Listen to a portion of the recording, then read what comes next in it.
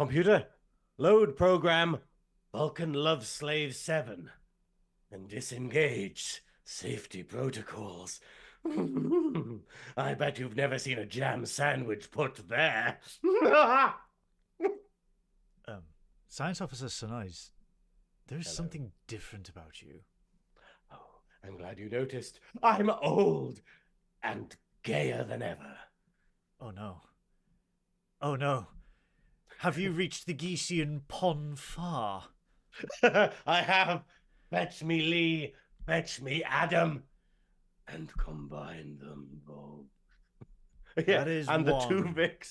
the two Vix transporter accident. That's going to be a 3 Vix. That's going to be one delicious white chocolate Oreo. Anyway. That's a lot of Vix. Throw Vic Fontaine in there as well. Oh. Triple Vic. I can take a triple Vic. That's what I'm saying.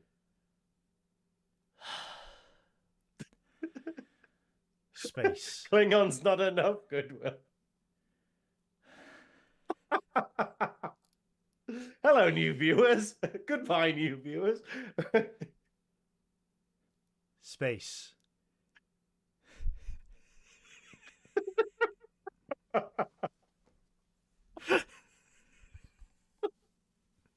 Yes. Hello, everyone who just... Oh, goodbye, everyone who just joined.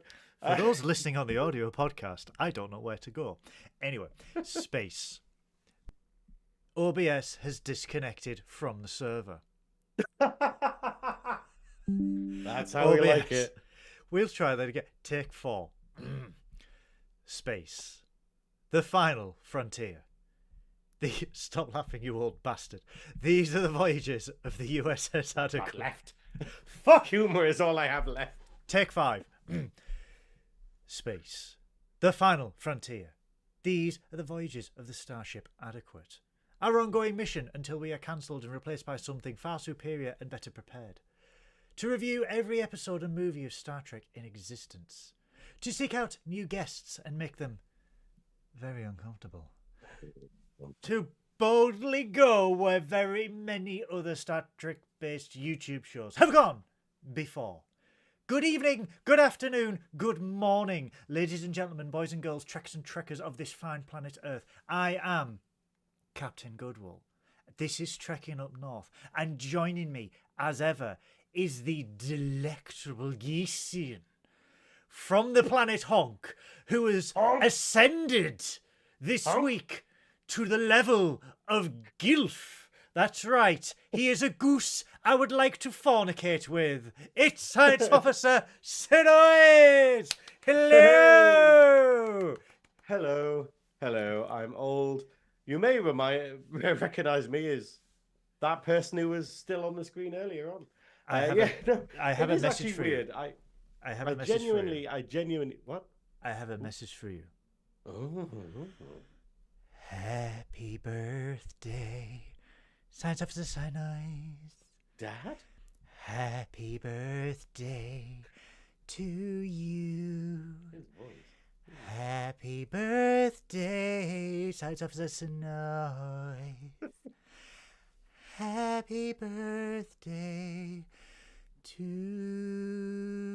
you. Anyway, enough of that shit. How are you feeling? That is the best incentive I've ever heard of just getting back in the womb and giving up on getting older. That is, I've warned my mom. Actually, I've warned my mom I'm going back. Nope. Just you wait, mother. I'm coming back.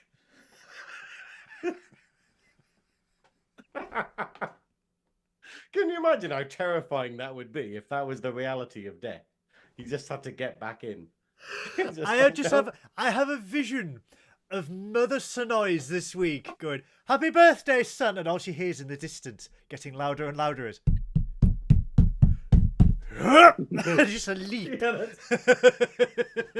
it's better if you do a flying, if you do a jumping. Do a flip, son. Do a flip back into the womb. Can any females, not that we know any females, could any females watching please clarify if this is how life works? Is this the circle of life? We star jump out and then we backflip back in. Is this Star jump out? What? Is this a red car thing? Is this like what happens in the hospitals? No, it's They're a man that desperate to get into red car. It's a man. It's a man who spent too many years in the theatre. Reincarnation is real. And scene. Hello, Ducky. How was your first week of being old? It's been kind of good. I don't want to say your age. Don't say my age, bloody hell. Technically, I calculated this. In gay years, I'm technically dead. So it's yeah. No, Michael Barrymore was still drowning people in pools long after.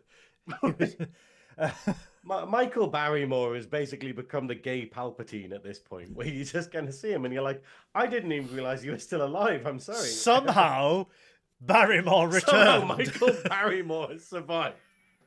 Has returned. Opening his new show soon, Only Pools and Corpses. But anyway, how has your week been? So, did anyone in the chat expect? Did anyone have it on their Trekking Up North bingo card that we'd be discussing Michael Barrymore in this episode? Will any of the American viewers get who Michael Barrymore is? They just throw a Royal Moat joke in there as well, and be like, "Come on, Royal Moat." I don't like it. KFC. Greg's voucher. KFC's overpriced, and I don't do fishing. So. Yeah, so my final week on this planet has been quite good. I'm just phrasing it like that because I've been on borrowed time since I hit 30. I've been fairly lucky thus far, actually. You have. It's been quite good, but to be fair, hilariously, almost on cue, loads of like weird medical things have cropped up, and I'm just like, oh great. So it's all just falling apart now, is it? But I've got far too much stuff to do to be bothered by it, so I'm kind of just. Yeah, I'm just getting through. I had a wonderful birthday on Tuesday and stuff. I'm going to see some friends tomorrow, which should be quite great. And yeah, and it's all pretty fun. I'm a bit worried about having a come down. Does anyone else have this where you get a bit scared about having like a lot of fun in case you have a massive come down afterwards? And therefore you kind of try to avoid having loads of fun. Is that just a me thing? Yeah, I don't know. Yeah, I think it's a Geesian thing because fun is something that people enjoy having and don't really think about post fun. You must be an absolute riot at parties where you just sat there, everyone's having fun. You're just like, who's gonna clean this up? No, I won't be. I'll just be like, oh, I don't really want to have a lot of fun. I've obviously. The reality of it is that all it's going to do is make the unfun moments more pronounced, really. So I'd prefer to just keep it in the middle, really. Anyway, have you heard The Cure Disintegration? It's quite a good album. This was Science Officer Synoiz's impression of Tim Nice But Dim. I have become him. You have become the No, Sarah's in the chat. Sarah agrees with me. Cool. I've won agreeer. There we go. What are we here to do again? I don't care. Hello to everybody. I haven't even asked how you are. No one cares. Everyone just hates me this week. Hello to our favourite background actor all the way from nice France, David. Hello, David. He's been on top secret filmy stuff this week. No matter how many beatings I apply, he will still never tell. How many lights are there, David? There! How many lights can you see? I don't know.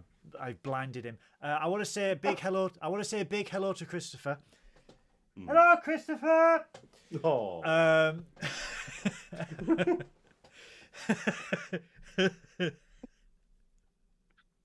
I actually made a Chris hype joke, I think, on the Discord during this week, and I felt guilty for like a second, but then was like, no, it's fine. Did anyone laugh or did it come up sharp? Hello, David, in the chat. We've got P. Cox, who's been gifted a membership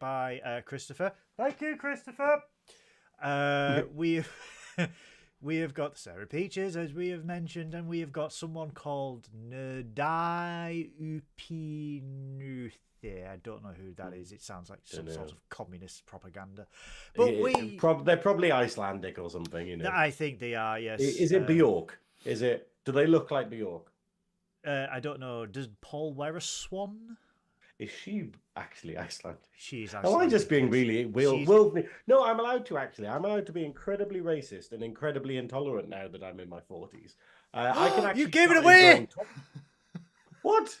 I've been quite clear that I'm older. You know, in gay years, 40 is 440, I believe. So they're like dog years, but a bit more advanced. So yeah. So what are you going to enjoy now that you're in your 40s? Nothing. Good. That's how a 40-year-old should be. I'm just gonna go not as good as the old season. About everything. That's my new mission in life. My mission is to be that guy, being like, well, I don't really like this new season. Good for you, Synoiz. I'm going to be 26 forever. We are here to review soft focus. To be fair, I made the worst joke ever the other day because I was complaining about being that I'm like old now, and a mate was just like, "No, you're only as old as the person you feel," and I'm like, "What, 12?" And then it was just like shocked silence. You know, you just go like. This guy, you know, you're like, okay, that's why that joke doesn't work. So I'm just going to tick off Yeah. Barrymore, racism, paedophilia. Which one are we missing, chat? Which running theme of the podcast that isn't like a Barrymore? I think I know which one we're missing. We need them to say it in the chat. Which one? Don't you forget about me. Anyway, everybody. Favorite conversation. Everybody, like a wet Tory on a cold Wednesday afternoon, we are here to review Star Trek. They can plan so well for the future. Look, they even brought umbrellas. Oh, never mind. Things can only get better. Wetter, Mr. Sunak. Joe, because it wasn't raining. I'm quite surprised you could get wetter. You moist. It wasn't even raining. It was just conservative tears. We are here to review the Star Trek Voyager Season 5 episode Extreme Risk. This, for me, is stop laughing. I'm going to get serious now. This is my Jerry Springer final thought. This is quite a serious episode. In a way that it deals with stop laughing, in a way that it deals with a lot of mental issues and a lot of issues regarding self-harm and your standing in life after traumatic events and how you feel. This is another B'Elanna-centric episode. So we've had two Voyager episodes that are B'Elanna-centric on the bounce. Which is kind of cool because I was worried that it was going to be a Tom Paris episode. Like when it came up and it was like, oh, the creation of Delta Flyer. I'm like, oh, no, it's a Paris episode. It's a Tom Paris episode. But it's actually a really, really good B'Elanna one. And it's, you know, I'm going to admit it's not my favorite episode. There we go. The chat's gone up. That's tick it off your bingo card. Fuck the Tories. But it's the fact of how well Voyager can be quite goofy at times, but then it can unashamedly tackle these very difficult subjects. Yeah. Because you've got to think, like, in the context of the show, they are trapped in they are trapped in the Delta Quadrant. They don't have news from home that often. Like, you know, and all they have is their crewmates and the fact of there's very much a sense of don't want to rock the boat. So you kind of get everyone being a bit insular, and that's basically what this is. It's B'Elanna not really wanting to like turn to her friends for help. Yeah, we see B'Elanna essentially shut off the world. Even Tom, who at this point in the spoilers, in this point in the series, they are together, and we see her try to deal with emotional trauma in in a way of emotional numbness, and it kind of spoke to me this week, this episode, because I have literally experienced that in the last 6 months. That sort of you hear traumatic news, you hear devastating news, and the natural response you assume for most people is to break down, is to cry, is to vent the emotion that you are experiencing. But for me, I was very much like Balana, where it was I got the news, and to this day I have not processed it. I am quite numb to it, and it shocks you in a way. And I can absolutely understand the way Balana is in this episode, because I mean, we'll get into the spoilers shortly, but it's how she received the news and then was unable to process the news in a way that she thought she could, and she went down this rabbit hole of emotional numbness to the point where she was actively trying to make herself feel no matter what the sensation was. And to have that in a Star Trek episode is, again, this is Star Trek at its best. This is Star Trek dealing with everyday issues that everyone faces in the realm of science fiction. And this is like the main, I wouldn't even say it's the B plot, it is the A plot of the episode. And the B plot is obviously they launched this probe, the Malon, who we've seen earlier in Star Trek Voyager, who are like the heavily polluted race where they constantly have to expel the waste from their planet into other nebula and gas giants and everything like that. They find this probe and they try to take it as salvage. They lose, and Voyager sort of propels it into a gas giant where it gets stuck. So there's the main, like, the two main plots are Balana trying to cope with her emotional numbness, and then Voyager trying to retrieve this probe by building a new spacecraft. And they get a good old-fashioned space race between them and the Malon. And we see sort of comic relief to start with, but then it tilts heavily in the episode to sort of, the situation is no longer comic and it's quite serious, and they sort of merge towards the end where the A and B plot can only be solved by Torres.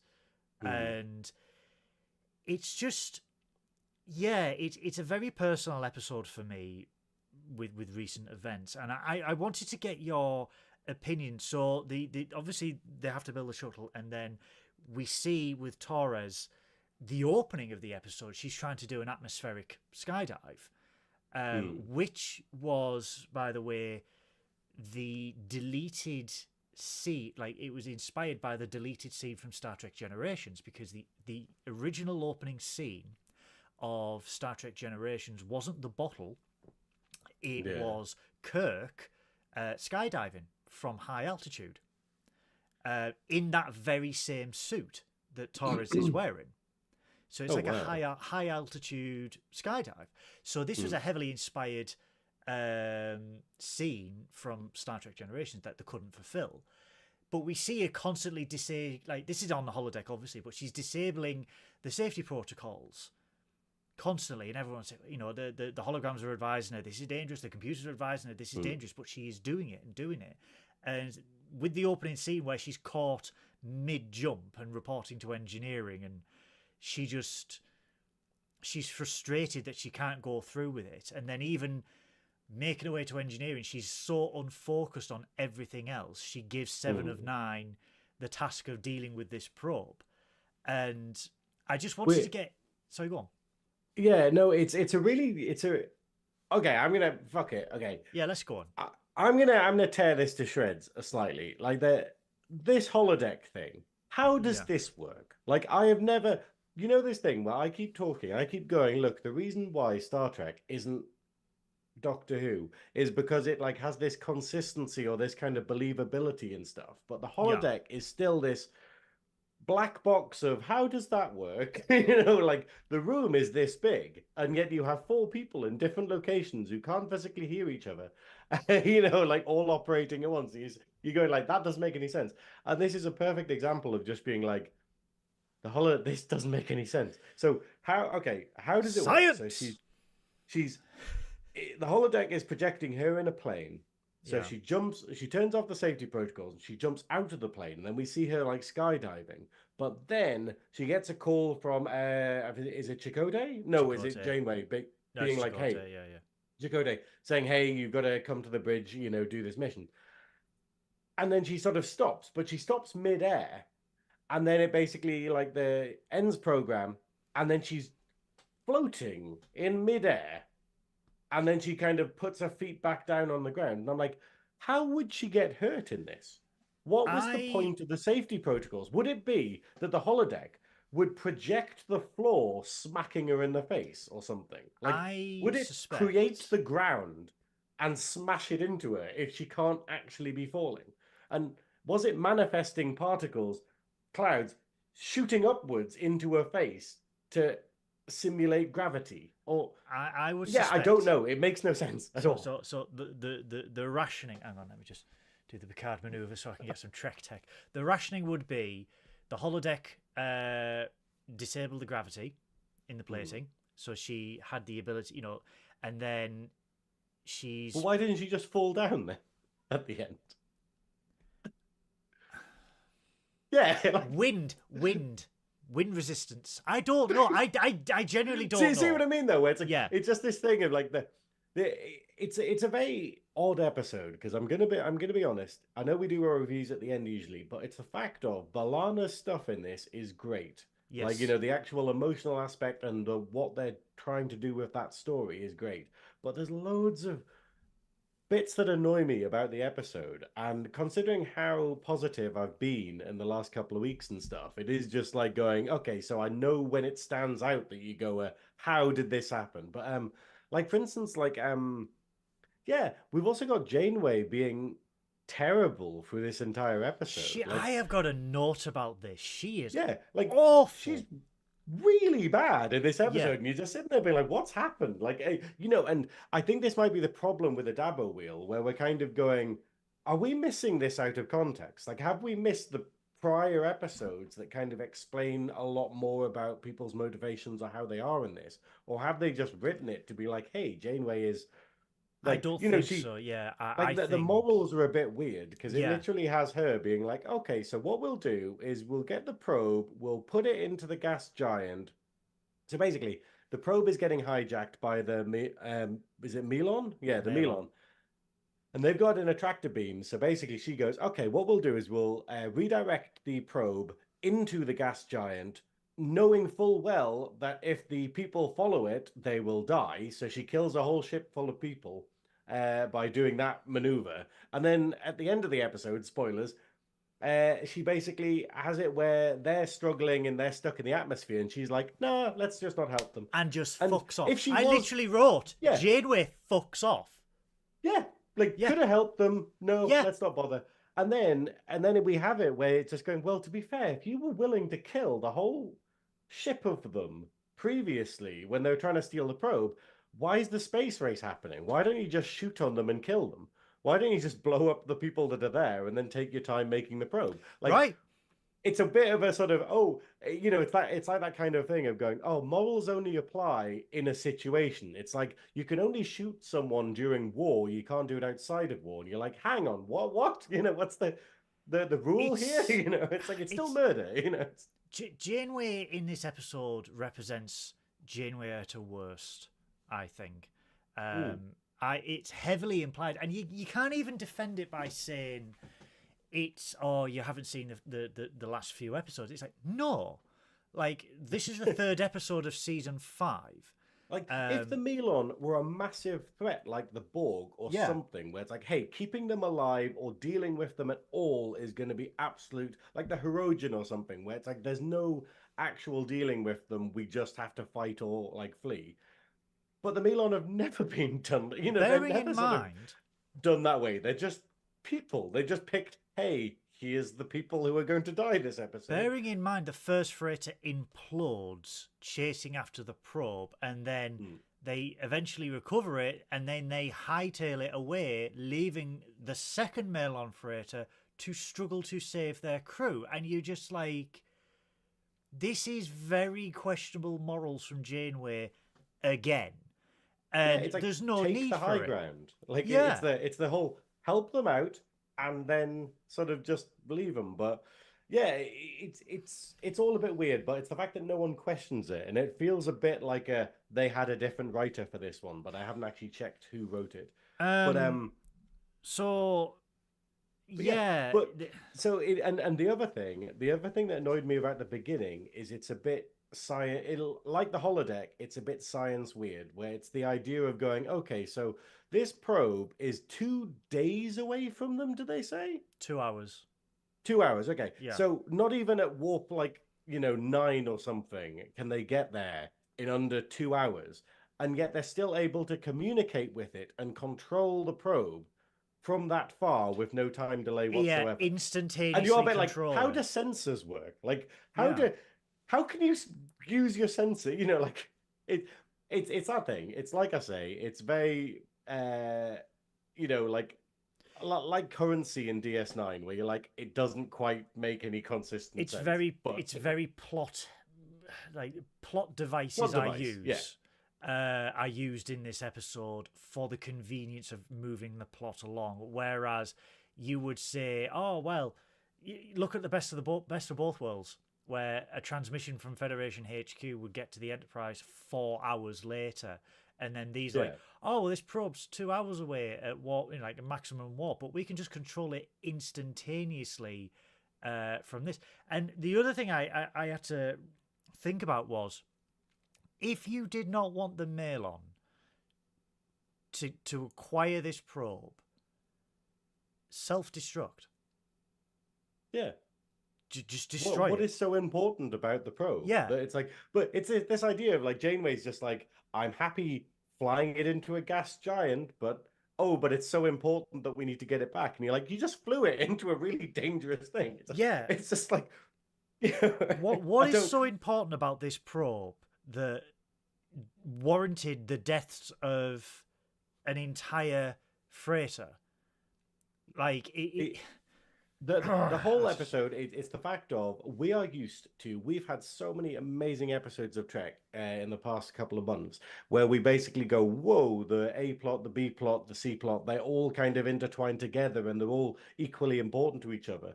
But this is the first episode we've had in a while where it feels very much like there's the A plot, and then they had to think of this thing for other people to do, and it just kind of happens. They just go, okay, cool, there's a probe and it's stuck. How does it get stuck? Oh, we make it stuck. And then there's the Melons and they're trying to get it. That's why there's a time thing and we have to do it quickly. And we need a new ship to be built. So they're working on that. And and then they get the thing back. But the Melon are there. But we don't care about them anymore. Let them die. We get away. You know, it feels like that rather than basically being like, hey, what the other characters are doing, because it's a historic event. It's a massive deal in Voyager, the Delta Flyer being created, because it's one of the most iconic parts of Voyager, the fact of how badass this ship that Tom Paris has designed is. It's and it does feel a bit weird that it's like it's birthed in a clunky B plot.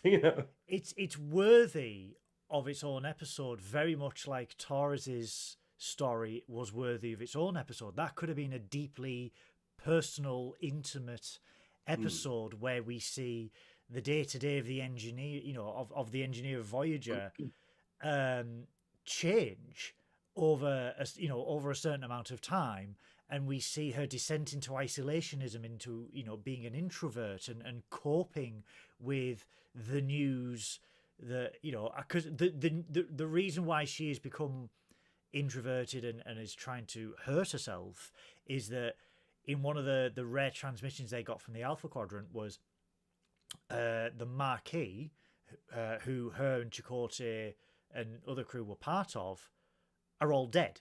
They've been killed by the Dominion, because this is season 5 of Voyager, which was season 7.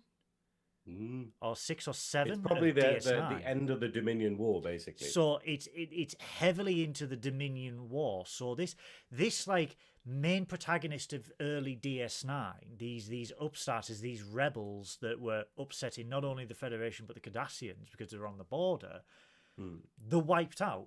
They are gone. There is no literal. It's a genocide, if you will, of an entire faction.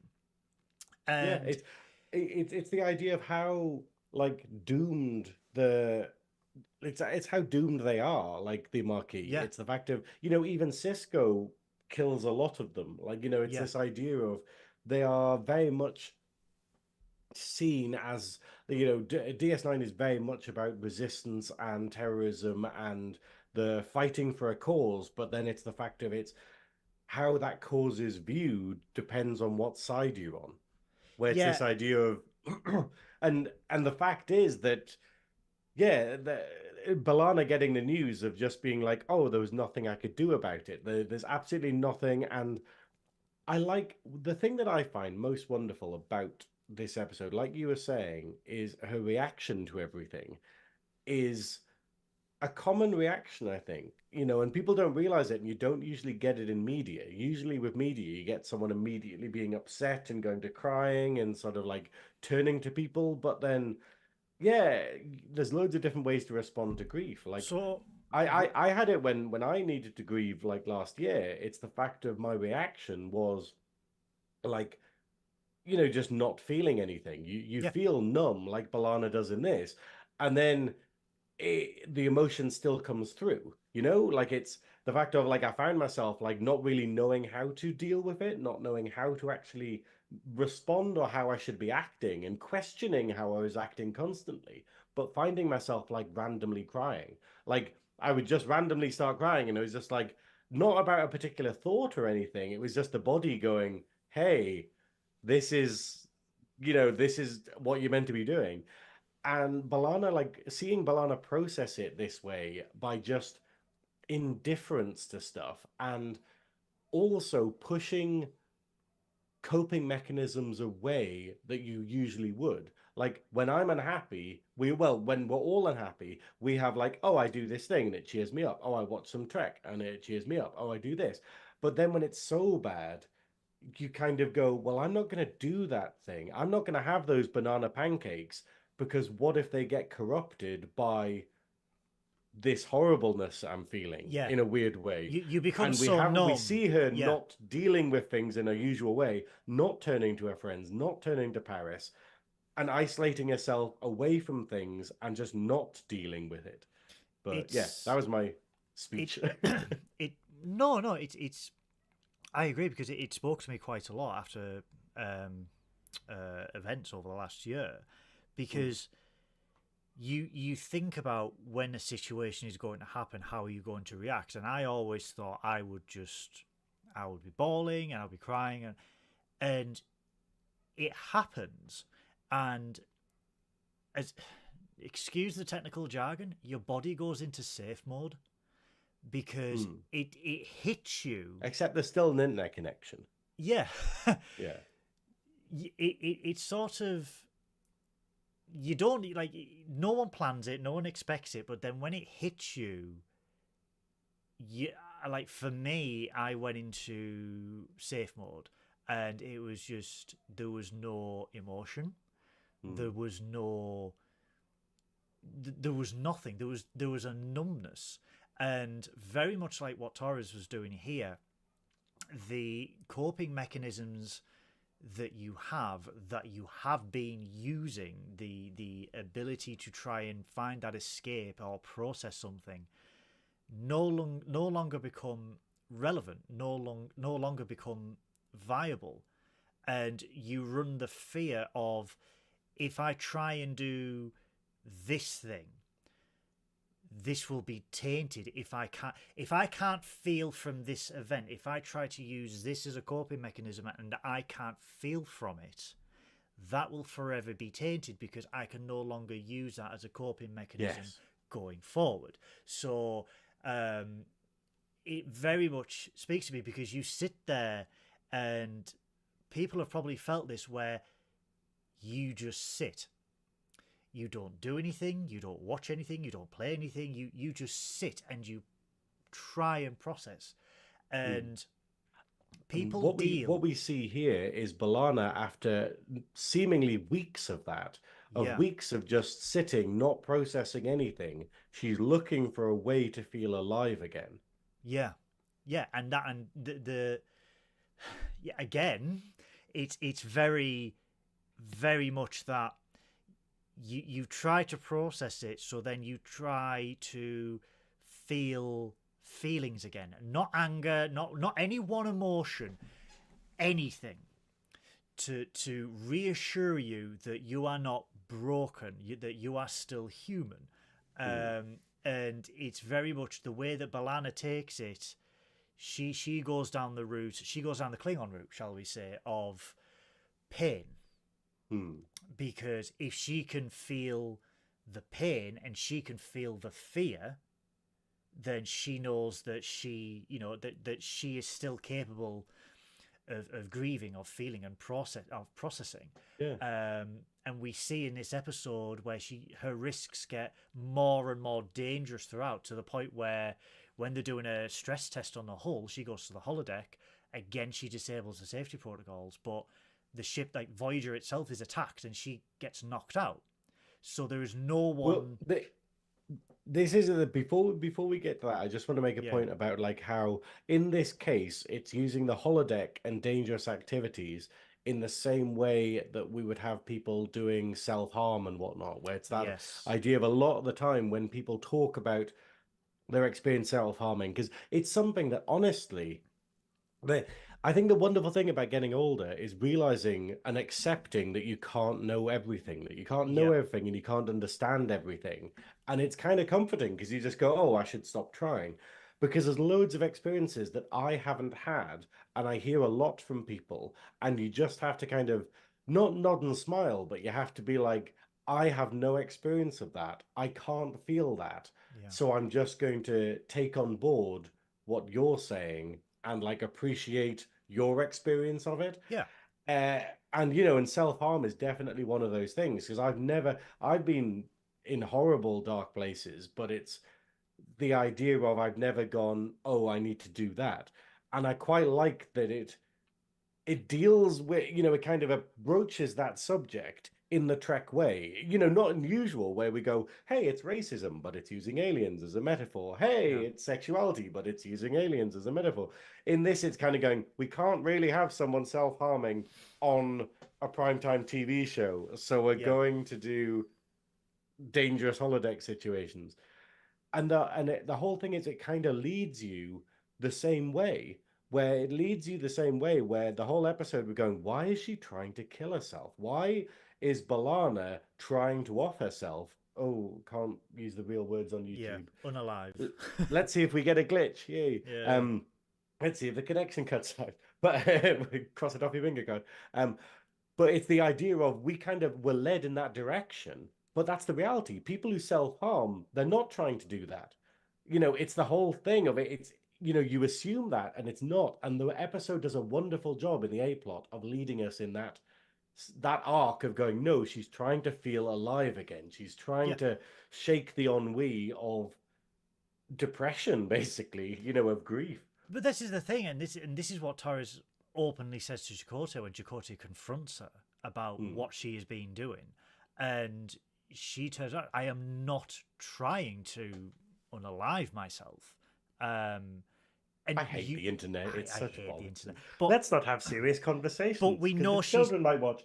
You're the one supposed to be filtering that, YouTube. But we know that she's not, and she's and she. I have been in that situation where you want to feel, and you want to be reassured by your own body that you are still capable of feeling something, no matter what it is. And for a lot of people, it could be drugs, it could be drink. Self-harm is one, because it is an outlet to vent frustrations of not feeling by experiencing the pain. of Yeah. of doing that, and it is in no way a plan to intentionally unalive yourself. It is just an outlet to feel something. And we see them deal with the way that she hides it, where she's got her own dermal regenerator, and she has her sleeves down, and she hides any injuries that are that's internal. the scene that probably existed in the original script, and they were like, we can't do this. We can't have her self-harming and dermal regenerating. We have to do it. But the beats are the same, which I think, it's very much Trek being Trek and telling the stories in a sci-fi way. Yeah, and we see that Janeway. I'm not sure how She's really depressed. Let's shout at her. That'll help. I'm not sure. Thanks, Janeway. People shouting at you because you're mentally ill. Where have I heard that? Anyway, it's not the problem was when we got a Voyager episode, I was really tempted to be like, oh, Baron will come on because Baron like loves Janeway and Baron's like obsessed with like Voyager. And then I was like, no, not this one. No. No. Like, because all I'm going to do is slag off their favorite character. But it's interesting to see Bart Torres, how the senior crew deal with it. So we see from Tom Paris, where Tom Paris is her partner and she has shut him out completely. That again is a thing, and it's not. And he's dealing with compassion. He is coming to her, caring, understanding, and being like, hey, all the time you need, just tell me what's going on. I'm a listening ear. And that makes it harder for B'Elanna. It's the fact of her response to it isn't to lean into the support. And that's the thing when we have friends who are struggling and stuff, like we kind of go, oh, I just need to be more kind to them and then it'll make them better. And you go, no, it's a personal battle. And it's that idea of you push away the help, you know, or you don't want to let them in because they'll get corrupted by this horrible thing, you know. And it's the thing is, guys, it's not that person does not appreciate you or is grateful that you are there. It's just sometimes there are certain things that have to be dealt with introvertly and on your own and away from everyone, because you sometimes can't fully articulate what it is. So it makes it harder to open up to people. But like I said, we see three different sides of how to deal with this issue, how to deal with the mental health issue that we are facing. We see Tom Paris, who is compassionate and understanding, but knows when to not push a subject. So he knows that she will come to him if she wants to come to him. We see Janeway, which is the absolute worst way to deal with a situation like that. If you have got evidence that someone is hurting themselves deliberately, the last thing you do is corner them, shout at them, and punish them for doing that. That is the absolute worst thing you could ever do. And then also one of the things I'm going to mention compared to my experiences is she takes her off duty. And it's this idea of a lot of the time, that's the coping mechanism. Yep. I remember years ago when I had my breakdown and my boss was like, oh, you need to take time off. You need to, and it wasn't that I couldn't do my job properly. Because while we see B'Elanna's a bit like blasé doing this, she is doing her job. She's, she gets the, what is it, the thruster problem that they've got with the ship? And delivered on time. Basically, before the Paris scene, she basically goes, hey, here's the thing, and I've done the work. So she is doing the work. And it's the fact of what I had is basically like my boss went, hey, you've got to be off for at least 2 weeks kind of thing. And then it was 2 weeks of me just on my own without seeing anyone because I live alone or whatever, dealing with this horrible problem with no distractions and no actual other thing to do. And you're like, wow, that's great. I've just got 2 weeks of staring it in the face. And it made it way more difficult. Yeah. And that's not everyone's situation or like experience, I admit, but like I literally had to move in with a mate for 2 weeks. I literally had my wonderful mate Ryan, and I moved in with him for like 2 weeks or whatever, just because you need to have people around you, and when I couldn't go into the office in order to like be around people that way while I was processing everything, because a lot of it is just time. A lot of it is It is. like we say, we just do it. You go through this period, you go through the grieving period, and then it kind of clicks, and you just go, oh, okay, I'm ready. It's a very it there's no one fit solution for people. Like Synoiz has said there, he didn't want to be alone. When it happened for me, I very much isolated myself, but then very much the work side, I needed something to keep my brain running.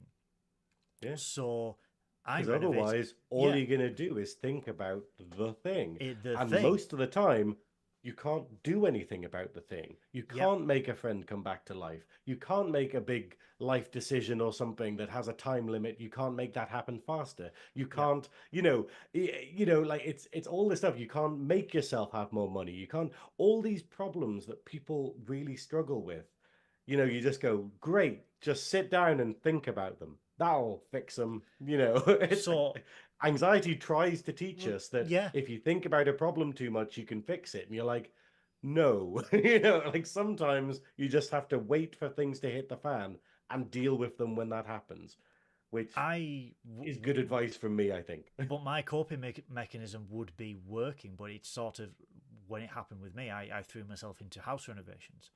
So I spent 2 months rebuilding the house because it was, bankrupting IKEA. It was the way to cope because it was mundane tasks, keeping your mind occupied, but there was a catharsis towards it because there was a you are changing yourself and you are changing your surroundings in a way to try and heal yourself. And it was sort of a mechanism to say, well, maybe this will help, and maybe it did, maybe it didn't. I don't know.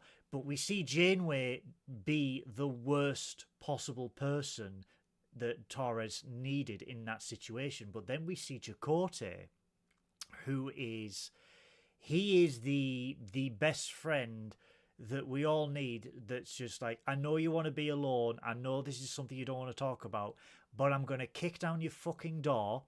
I'm going to drag you, and I'm going to drag you out, and we're going to tackle this. Yeah, and we are going to tackle this head on because you need to tackle this straight away right now. And this is where we see, because this is after they've examined her holodeck logs and everything like that, and he drags her ass to a holodeck and he plays that scene that she recreated of all of her marquee friends being killed. Yeah. And he goes, you played this for 47 seconds, never played it again, and then ran ever increasingly dangerous programs without safety protocols. It sounds like me with a Pet Shop Boys album. They're shit. Right. Movie. Totally unrelated. I made the best. When you just have an aha moment. This is absolute tangent. The Pet Shop Boys. The Pet Shop Boys are basically AI generated music. It is where I'm literally, that is exactly what everything about them is, where you're like, okay, so it's emotionless. It's like, like vague lyrics or whatever, or not particularly brilliant lyrics, very repetitive, boring music for me. And all of that artwork looks like it was put together in 5 minutes by someone who's never seen the world before. And I was just going, wow, they're so innovative. Like they're so innovative, where basically they worked out what AI music was like 40 years ago. That's incredible. The Pet Shop Boys represent that one group of music students at university where that one lecturer said, you are really good, and then they just ran with that because well, we know better than you because we went to university and we've got university educations in music. And you're just like, no. But it's... I think that's the thing, though. It's like, what was it? Was it the KLF you had? This is an absolute tangent. The KLF you had in the 80s, where they basically went, here's how you would make a pop hit, where they kind of worked out the formula for how you become successful in music, and then they kind of exploited it. And the Pet Shop Boys did the same. They went, hey, this is how you would make a song that would do well. Not a good song. You would basically go, hey, how's this? Like, what was it I heard the other day? Heart by them. And I was like, this song is so bland, but it got to #1. I don't understand the world.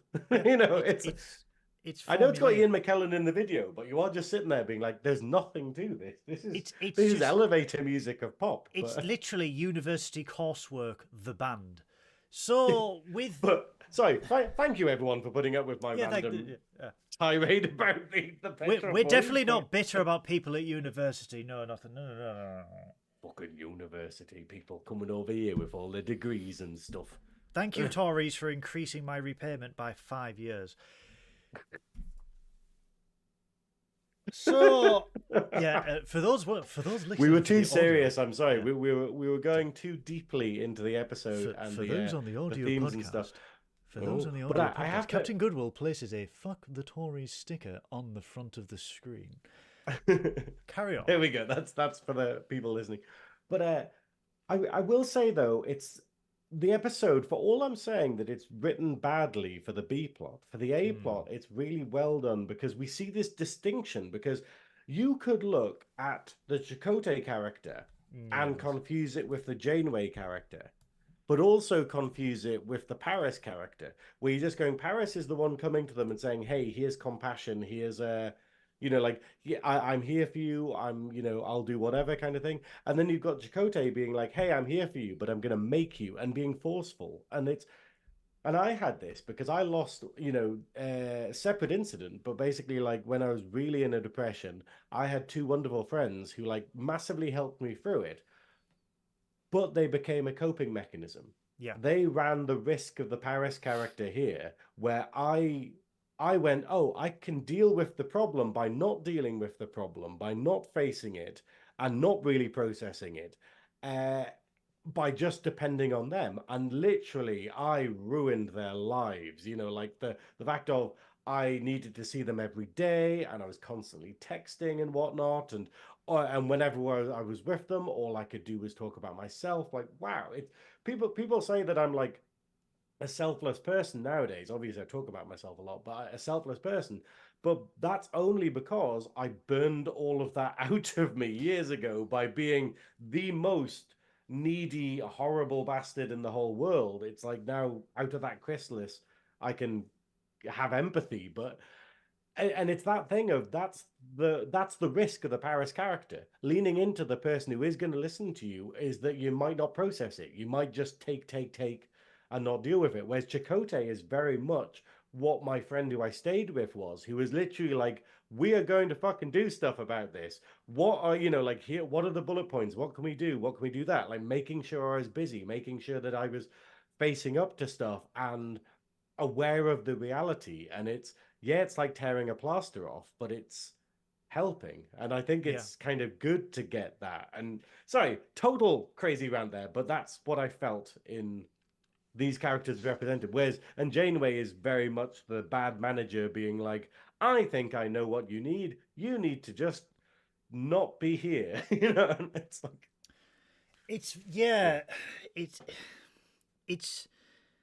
it's not a good Janeway episode. He only kills a couple of people.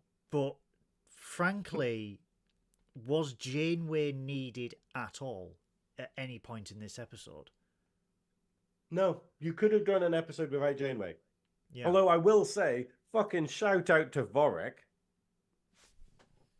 Vorik, who we had in our last B'Elanna episode, our last Voyager episode, is in this for about 4 seconds, and he's out of focus. Yeah. They got the actor in, purely, rather than just a random guy from the studio. They got the Vorik actor in to do nothing, and I'd like to think that's so that he got a paycheck. That's the easiest paycheck. Like Ethan Phillips in this episode, they didn't even need the makeup. They could have just stuck the ears on and gone, "You're going to be out of focus. It's fine. No one's going to use AI to up-res it at any point." Oh, but imagine Ethan Phillips sitting down at 4 a.m. in the morning to get the Talaxian makeup on, the Talaxian hair, the curtain, and all he has to do is, oh, I'm gonna carry a plate with banana pancakes. I'm gonna talk for 2 sentences, and then I get $7,500 and get to go home. Yeah, I would have made her eat those fucking pancakes, to be fair. Like, I mean, was they up did look at delicious. 4 Yeah. a.m. to get into this makeup. Although I will actually say I was going to make a joke. Obviously, we've kind of gone off the joking bit, but it's like I was going to make a joke about how B'Elanna keeps doing like increasingly dangerous things. She's skydiving, she's like fighting Cardassians and stuff, and then that's not working. So she goes and tries some of Neelix's cooking. That's the escalation that we have in this episode. she's that desperate to feel alive or appreciate being alive that Just she goes to have a conversation with Neelix. A team of security guards just like wrestling to the spit it Don't out! do it! Spit it out! I mean, there's cries for help, Goodwill, and there's Neelix's cooking. There's sitting down and wanting a heart-to-heart with him, you know? Like, fucking the bloody ship chef nonce. But, you know, it's I was going to make an insult about British cuisine, but I can't think of a really bad restaurant at the moment. he's like Little Chef if it was run by the Tories, basically. Oh, rest in peace, Little Chef. Actually, to be fair, I don't know. You're not from here, right? But it was like, as in the Newcastle area. But I remember my parents used to take us to a Little Chef on the motorway, and it was right next to a electrical pylon. As in, the pylon was in the car park, so you could park around the electrical pylon, and you could hear it sizzle. You could literally hear it buzzing as you went in. That Little Chef was safer than the Voyager cantina while Neelix was in there.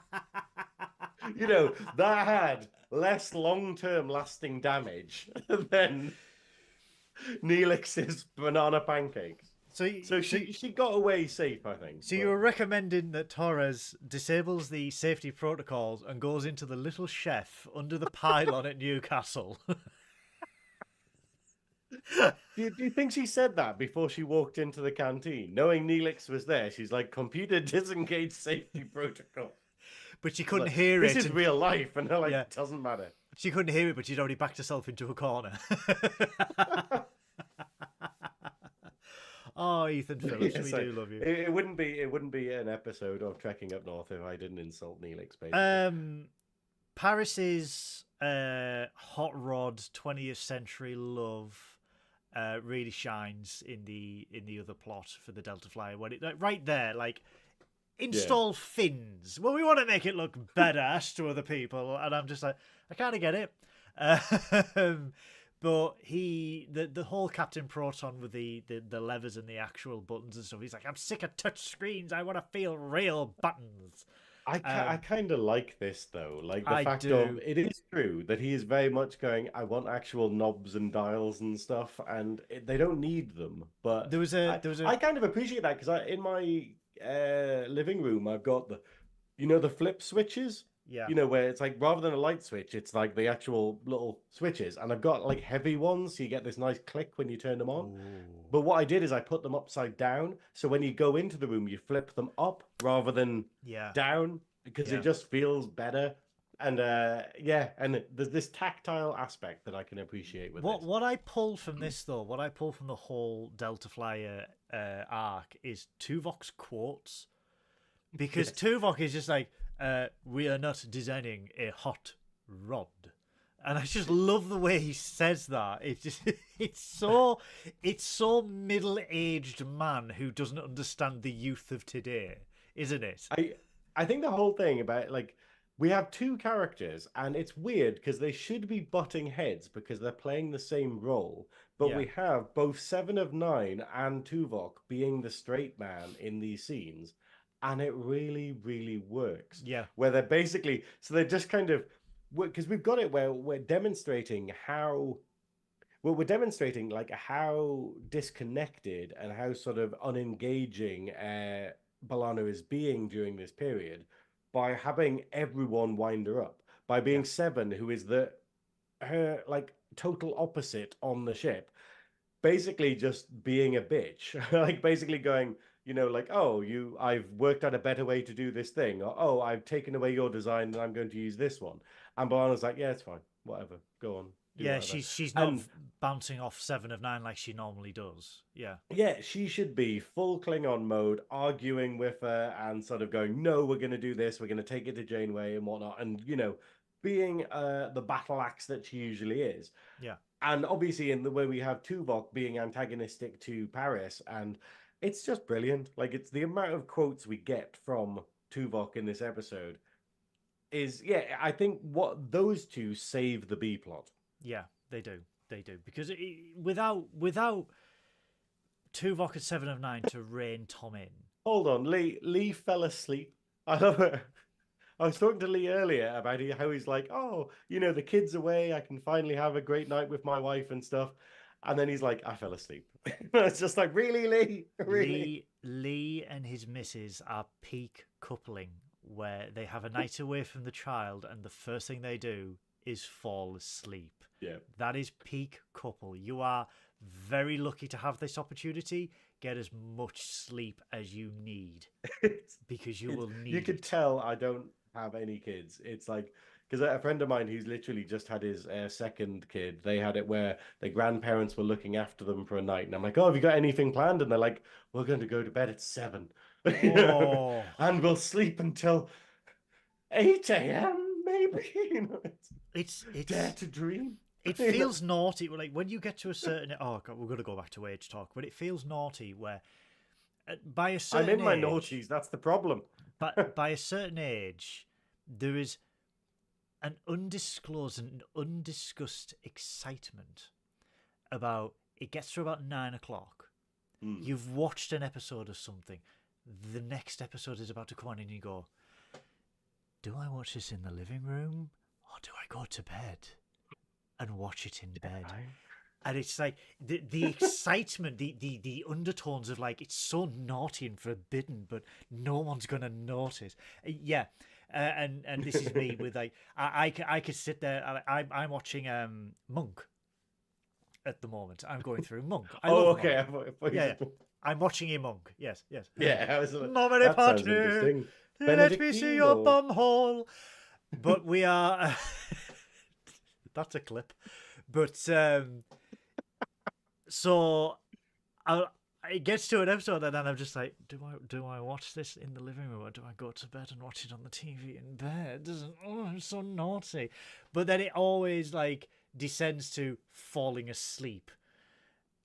It's a nightmare. Like I fell asleep watching DS9 the other day, and I woke up like 4 episodes later, and it's like, what? Oh, and it was just like, it was terrifying. He fell asleep at season 7, woke up in season 1, and he said, "Why is Kywin alive?"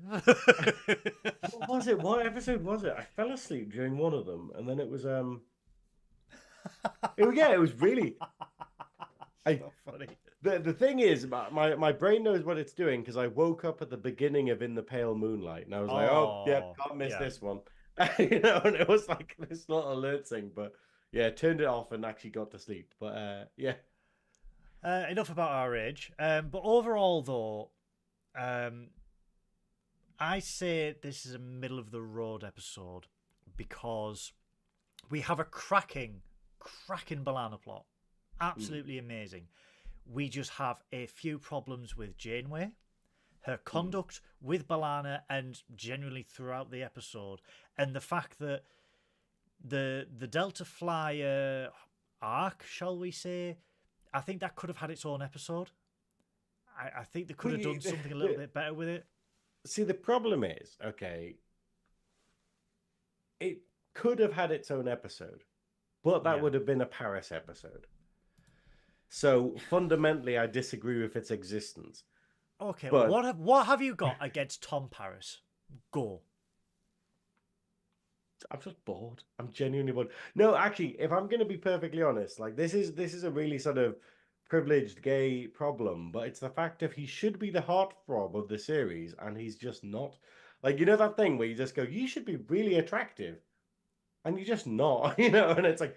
And I wonder if that plays into it in some kind of weird, shallow way, where it's just this idea of, I find nothing endearing about Paris's character, and he kind of I just don't connect with him at all. Like I can connect with all other characters in Trek, like even like Quark and stuff. You can kind of go, oh, I kind of get that, or I kind of get where he's coming from, or whatever. Even though he's like the antithesis of what you want. But like with Paris, I'm just like, your whole thing is old Americana and like cars and piloting stuff, and yeah, I don't know. Like it just he just feels so incredibly basic as a character, and it is very strange. And I think Voyager is very guilty of this, of having characters that have so much stuff you could do with. Like obviously Seven of Nine, which it does, the Doctor, which it does, Kes, which it doesn't. And then you have characters where you're like, there's nothing there. It's an empty shell, like Paris and I've totally forgotten his name. Chakotay. Well, yeah, Chakotay. Chakotay, where it goes, oh, he's a Native American. And you're like, and, oh, he was a marquee person, but we're going to stop talking about that. And you're like, what else? What is he like? Nothing. Okay. And then obviously Harry Kim. Harry Kim is very much like the most excitement we get from Harry Kim's character is him playing the clarinet, you know. So to sum up, Science Officer I hate Synoiz. Everything. I'm 40. I despise existence. Science Officer Synoiz's biggest turn-offs are people that love America, love American cars, and are just genuinely fans of all things shippy. Yeah. So, die by my hand, Goodwill. Oh my. Which one? Alternate. I'll say alternate. Don't tease me like this. They're gonna call you sooty. I think that's the thing though. It's why we get on the fact of like we basically have lots of common interests, but we have enough differences to kind of have enough new stuff to talk about. You know, like I like girls. Yeah, oh, well, that's a factor, but no one's perfect. Take that, homophobes. Go and fuck yourself. Because no one else will. Hold on. What's Christopher saying in the chat? God, I miss 10 p.m. bedtimes. Then you wake up and don't know where you are. It's like, what? I'm in the mirror universe? Tell us about your back pain. Ooh, my sciatica. Do you ever get angry when people ask you? I'm not that bad yet, to be fair. Like, yeah, I don't have any of that yet. On the mention of back pain, where you don't want to turn into that complainy person. Yeah. Oh, that has so right. Okay. Are you going to tell us about your back pain? So you don't like people who like America, cars, ship, and have back pain? Yeah. Hi, I'm Captain Goodwill. I own 2 cars. I like American cars. I'm a closet American. I've got sciatica. Hi, have you Sammy. Considered having a better spine? No, because I like complaining. Can't you be like a seagull who have like backup spines? Because what you do is like maybe don't Google it, but you know the fact about seagulls is if you grab a seagull and you're like do the normal behavior for if it comes for you after a Greg's and you snap it over your knee, it basically has a backup spine that clicks into gear so that it can live again. It's like the Terminator, but like. I've just Googled, do seagulls have a backup spine? And the first hit is, how can I get rid of a seagull nest in my loft? So which... Okay, we're going to get into conspiracy talk here. This is like, I'm going to use flat earther logic. Logic. If there's no results, that means they're covering it up. Yeah. How do you feel about that? It's going to be big. Chat, what do you think? Chat, do seagulls have backup spines? The new Trekkin Up North segment, Captain Goodwill's Naproxen Hour. I literally have Naproxen on my desk. Adam, we need a theme tune for Naproxen Hour. The Naproxen Hour. No, it needs to be the Naproxen Hour. But yeah, so I love how Sammy's just like, Sammy, hello Sammy. I thought there would be Trek talk, or is this it and I've been missing out? As in, oh, you're not talking about Trek. This is actually interesting. Yeah, we've had a bonding session. We've dealt with mental health. We've addressed the conspiracy theory of redundant spines in seagulls, and They're like now Klingons. they're like, They've got redundant organs. Oh no! Oh, If we could harvest all of these backup spines from seagulls, I could make a throne out of spines. It would be like something from like Vampire the Masquerade. So to sum up this episode, Extreme Risk. Middle of the road episode, strong plot for B'Elanna Torres, weak plot for the Delta Flyer. Captain Janeway is not at her best in this episode. Would you The Doctor agree? is barely in it, which is disappointing. It's disappointing. And Neelix is in it, which is disappointing. But he's in it just enough, which is okay. And hooray for Vorik for coming back. Just for a bit. Like the problem is that I think this has been quite good because this episode has made me want to watch the surrounding episodes just to be like, was the actor playing Vorik around a lot in these? Like, Yeah. is it like, is it like sort of Nurse Ogawa in like TNG where you just like, oh, well, they just kind of had her around for like that season. So she was like naturally in the background in a lot of stuff.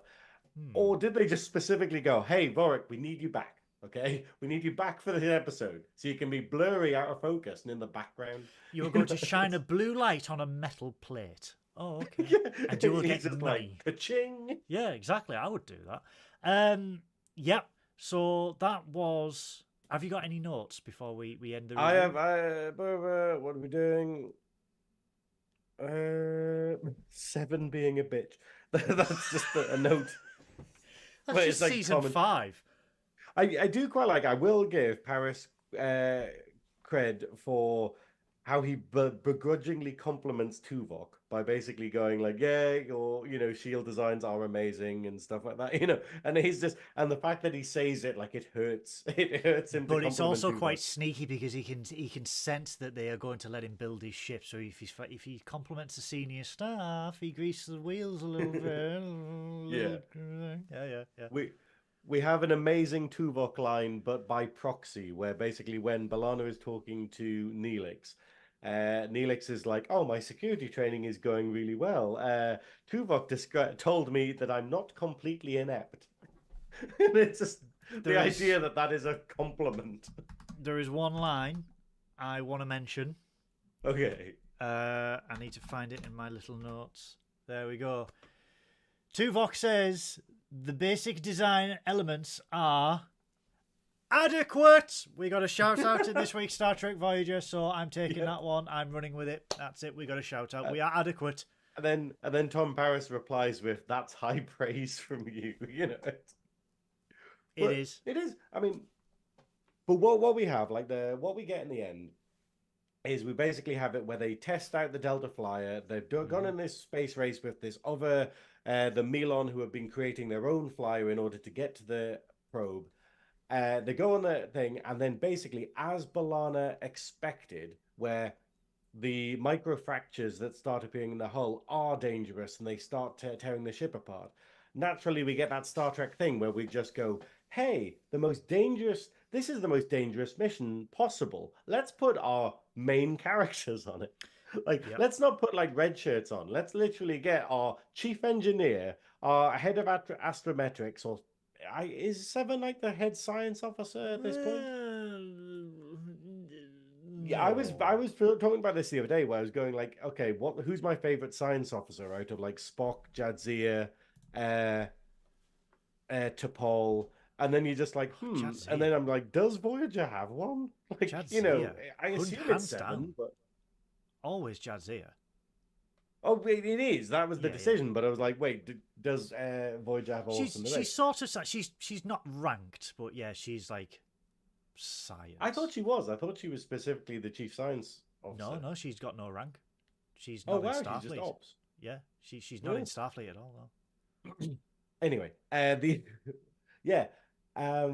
and then basically they do the mission, and because B'Elanna's there, and because she's focused and switched on this time, she realizes that her place is basically protecting the people she loves rather than distancing herself from them. Yeah. Because the whole thing is she's been running away from all of the people around her and not accepting their help and not wanting to be around them because it's going to corrupt this friendship with this horrible ennui she's feeling. And then basically the mission only survives because she's on the ship and she does some weird Meccano style engineering. I've written down this is another bullshit bit. This is another science bullshit where basically there's a panel, you know, the microfractures appear on the hull. We start having a panel that starts getting some like beating from the other side, like, you know, looks like gunshots kind of thing. Yeah. And then basically she tears off another panel, so it gets Seven to solder it to the wall, and apparently that repairs a hull breach. And then she gets a phaser. She gets something. She gets a bit of metal. She gets something or other from the transporter and a phaser, and then somehow in a couple of seconds creates a force field in a very specific location that totally protects them from the hull being ruptured. That's Richard Dean Anderson moment. It's a MacGyver moment. Let it go. We can't do anything about it. The problem is, it just feels like she's been playing Zelda Tears of the Kingdom, where you're just going, it shouldn't work, but it's just going to magically fucking clip together at the end and magically work, you know? Where you just sit there being like, what the... I've just combined 3 totally unrelated items together and it's become a car. What the fuck? She could have dealt with everything by just playing on a Nintendo Switch. That's all we're going to say. Yeah. As she died. But, that was our review of Extreme Risk from Star Trek Voyager. Oh my lord, what is this? We have an incoming transmission. Incoming transmission. Thought I turned all that off. Daddy.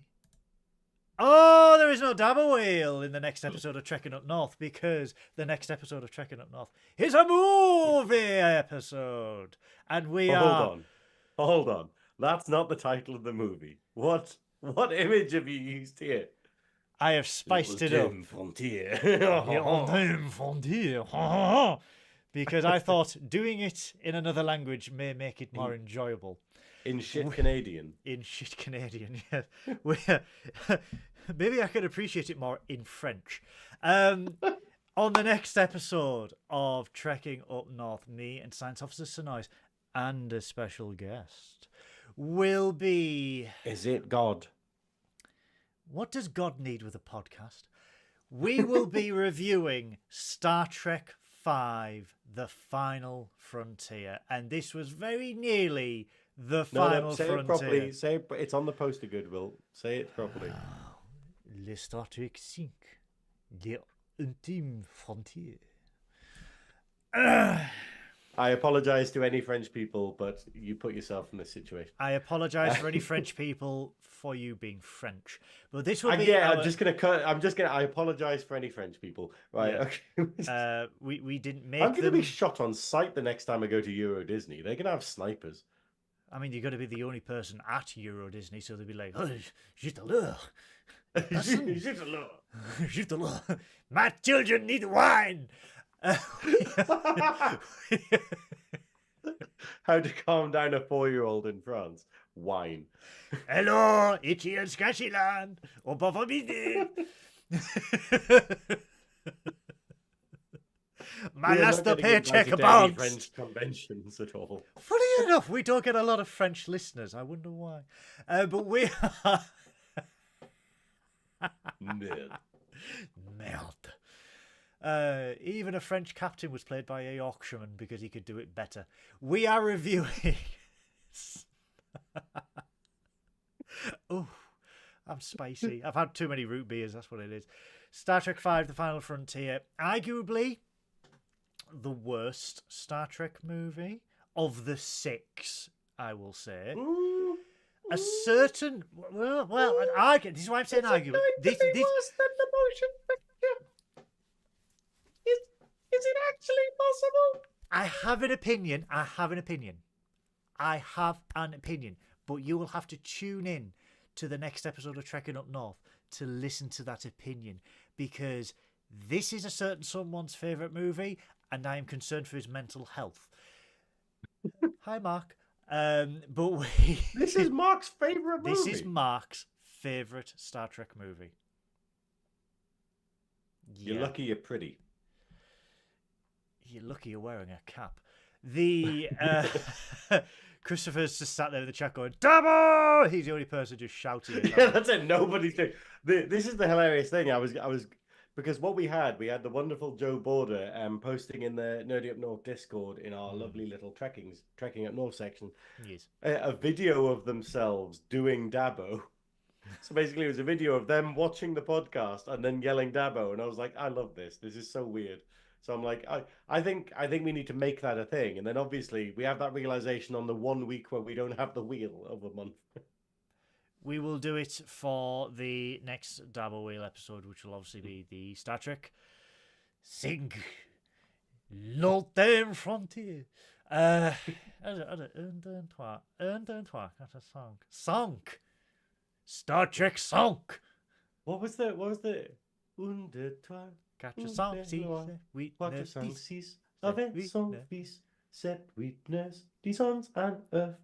10, 11, 12, sur la pelouse, which is amazing French song, which is 1, 2, 3, where is the king? 4, 5, 6, he's with his son. What is it? 7, 8, 9, on eating an egg. Oh no, he's out on the lawn eating an egg with his son, and you're like, what? Yeah, it's the most confusing rhyme that I've ever learned as a child. What does God need with the French? Anyway, What does he need with an egg? That is the next episode of Trekking Up North. Thank you to my beautiful, delectable 40-year-old science officer. Oh yeah. Now he looks like Grant Mitchell. Why arouse you? Oh, God. Pat. That's... Pat. Pat. Ladies and gentlemen. It's from the planet Pat. From the planet Pat. That has been our episode of Trekking Up North, where we reviewed Extreme Risk from Star Trek Voyager. I would like to thank my delectable host, Science Officer Synoiz, for tuning in and coming back, even though he doesn't have to. Sorry, I was trying to wave there, and it looked more like when Hitler tries to salute, where he just goes, "Hiya." I mean, have you ever seen that on footage, where it's literally everyone else is doing the Nazi salute, and then he just goes like, "Aye." I mean, he likes leather. He likes Bye. leather. He likes dancing. So I think the Gate Council refused his membership. I think because that can happen sometimes, where you apply to be a gay, and then basically they just like no. Like there's some kind of, I think there's a test that you have to do. Some of them we just let in. We're like, okay, fair call. But yeah, there's some a council. I know there's a mafia. I think I've given away too much information. You're not allowed to know about the Gay Council. Anyway, this Sunday on the Nerdy Up North YouTube channel. Speaking about the Gay Council, actually, they are reviewing. It's Return to Oz, isn't it? It's Return to Oz, the biggest what the fuck moment in fantasy, I think, of the last 100 years. Where it's just like, hey, okay, so you know the Wizard of Oz? Well, this is like 40 years later, okay? So just imagine, like, they're just going, this is the slowest sequel ever, where they just went, rather than remaking it or anything, we're going to make a sequel to it, but we're just going to make it bleak as all fuck. Like it is, I kind of class it like a horror movie. Like I watched it. I'm going to watch it again tomorrow. On Sunday. But I watched it with my best mate Ian, who you remember from our 24-hour Twitch stream. And we made a mistake, okay? We watched Return to Oz, and we were like, we forgot how bleak this film was. So we followed it up with the movie Logan, which is incredibly bleak. So we kind of ended up being like, that was a really depressing night, in the scheme of things. You really know how to have a good time. Yeah, it was an interesting one. I was like, maybe we should have put some Ghibli on or something. But yeah. Yeah, but no, we'll be reviewing Return to Oz, which is an absolutely amazing film, and there is so much to talk about with it, and it's so incredibly iconic, but it's one of those kids' movies, but I am very interested to know what kids think of it. So any Yeah. parents in the chat, Christopher Lee, have you shown your kids Return to Oz, and what was their reaction to it? Like, did they? Because there's so much stuff like little jokes and little sort of bits where you're like, I think on paper that bit was meant to be funny rather than creepy and harrowing. And you're Mm. like, would a child laugh at that? And I'm just out of touch. And the whole thing is that basically. It's yeah, it's definitely not what you expect Hmm. from The Wizard of Oz. But The Wizard of Oz behind the scenes was nothing that any of us expected. So Wait, that is, oh God, yeah. Chris had just suggested a Return to Oz and Schindler's List double bill. Wow.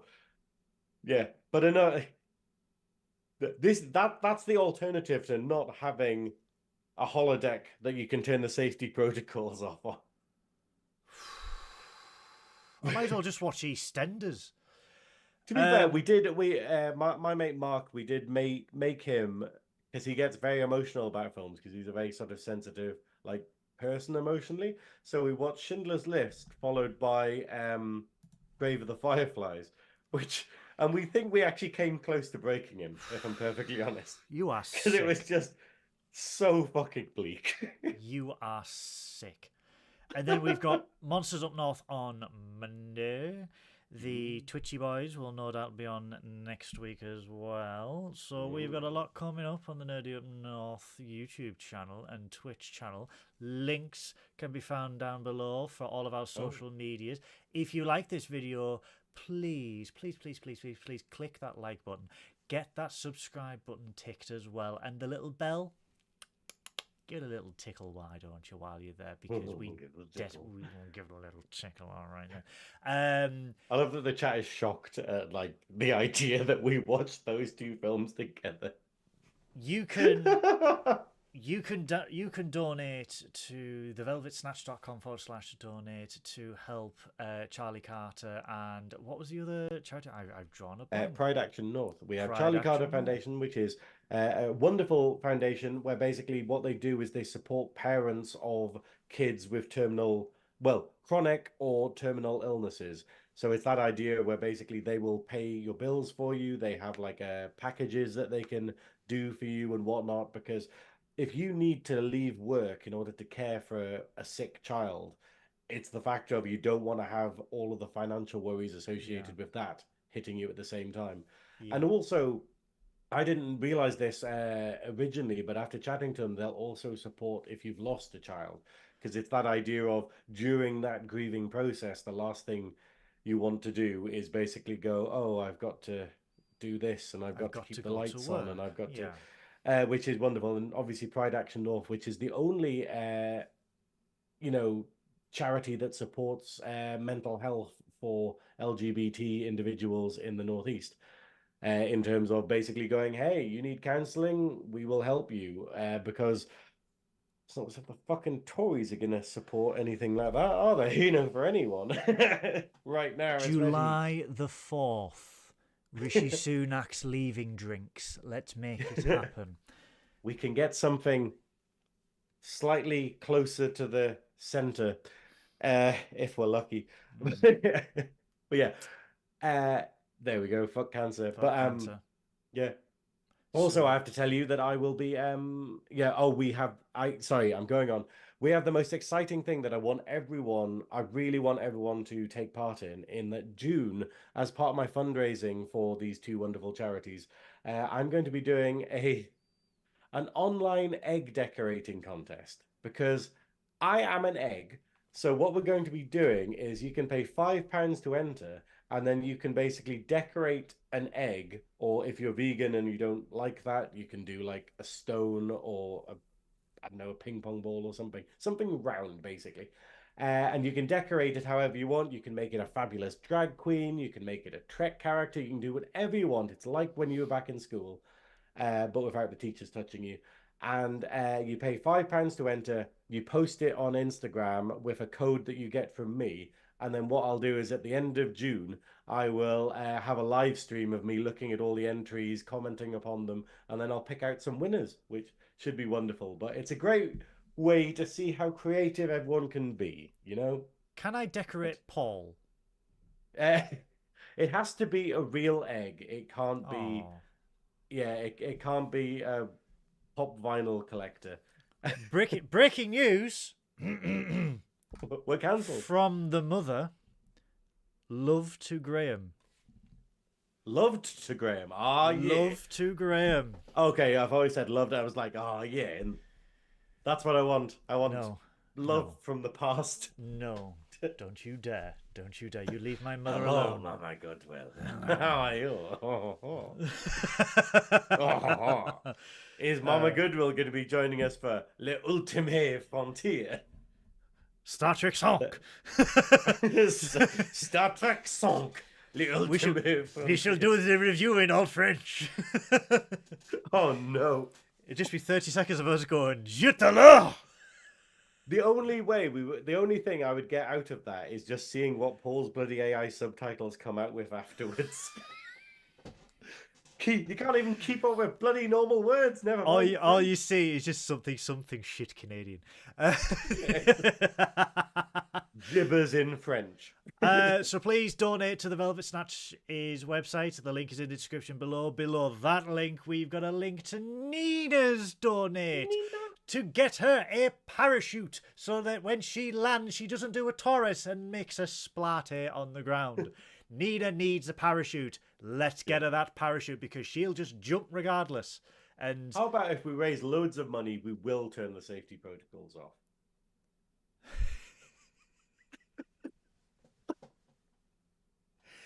we've also, I don't know why I've I'm being also, so antagonistic to Nina. I've also found a flaw in Nina's plan because she's not actually told us if the plane's taking off. She said she's jumping out of a plane. It could just be like 3 foot from the ground. I don't appreciate know. this. I appreciate this. Like, oh, she's played us. She's gonna get there. She's gonna like with all the dollar. She's gonna be like wads of cash, you know. But it's not real money. She'd be sat in the plane and she'd just be like, I did it. No. runs away with a suitcase full of euros. Full of euros. Yeah, she's in Ireland. Oh God, I keep thinking she's American. She's not American. No, Everyone she's we talk to is in America. no. Except David's Sean. Canadian. Yeah. Sean's It's either Ireland Irish as or well. that continent. There we go. That continent, that vast continent of Ireland you know. and America. Yes, With real France and America on it. real France. I don't know. But yeah, also, just to say before we go, I will be Twitch streaming after this, so give me about 10 minutes after this, and I will be playing a game that I've wanted to play for months now, but because I've lost my voice, and I lost my voice, I wasn't able to talk, I was like, let's not do another RPG that I need to do loads of talking in until I have my voice back. So we will be starting Final Fantasy IX, which a lot of people think is good. No, it is. It's just it's a game that I've always struggled with. Like, you know, when you look back, chat, do you have series where you just go, I didn't dislike something, but I haven't watched it again? Whereas you have other shows where you've watched them like 50 times. Like, I have played Final Fantasy VII about 12 times to completion. I've played like 8 about like 7 times to completion. 10 I completed, and 9 I basically have completed it, but I've never done the extra stuff. I've never 100%ed it, and you just go, why is this? So I'm determined to play through it over the next couple of months, and we're gonna try and 100% it. So hopefully, if people can join me on Twitch stream over the next couple of months and help me through it, basically, and give me advice on what I should be doing and how I should be playing it. It's one of Peach's favourite games, so you better be nice. It's a lot of people's, and you know, you're sitting there just being like, why don't I get this? Why don't I enjoy it? Yeah. And I know it's because my favourite character is Steiner, and I think that goes against all of what you're meant to be thinking in the game. So make sure we all go to twitch.tv/Synoiz. Not a backslash, a /. But until... Does backslash. Until next time, my lovelies, take care of each other, live long and prosper. And as always, as we end Trekking Up North, we will say a final farewell. Miles? Ooh? Miles? Ooh? Ooh? Ooh! Ooh?